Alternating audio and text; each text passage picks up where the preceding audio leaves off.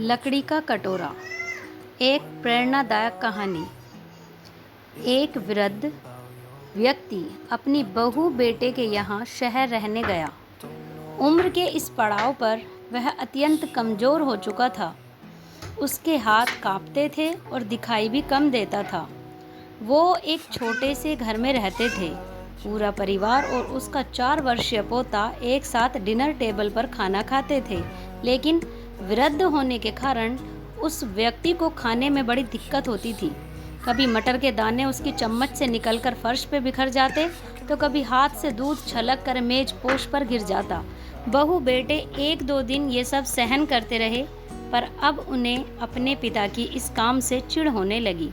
हमें इनका कुछ करना पड़ेगा, लड़के ने कहा। बहू ने भी हाँ में हाँ मिलाई और बोली, आखिर कब तक हम इनकी वजह से अपने खाने का मज़ा किरकिरा करता रहेंगे, और हम इस तरह चीज़ों का नुकसान होते हुए भी नहीं देख सकते।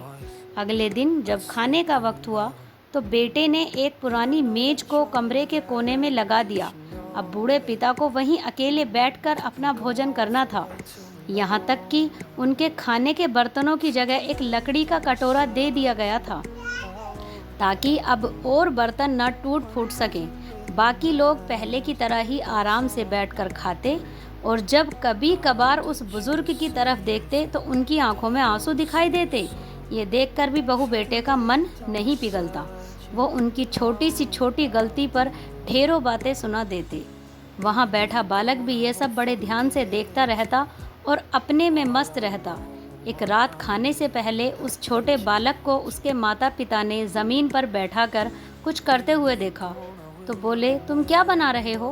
पिता ने पूछा। बच्चे ने मासूमियत के साथ उत्तर दिया, अरे मैं तो आप लोगों के लिए एक लकड़ी का कटोरा बना रहा हूँ, ताकि जब मैं बड़ा हो जाऊँ तो आप लोग इसमें खा सकें।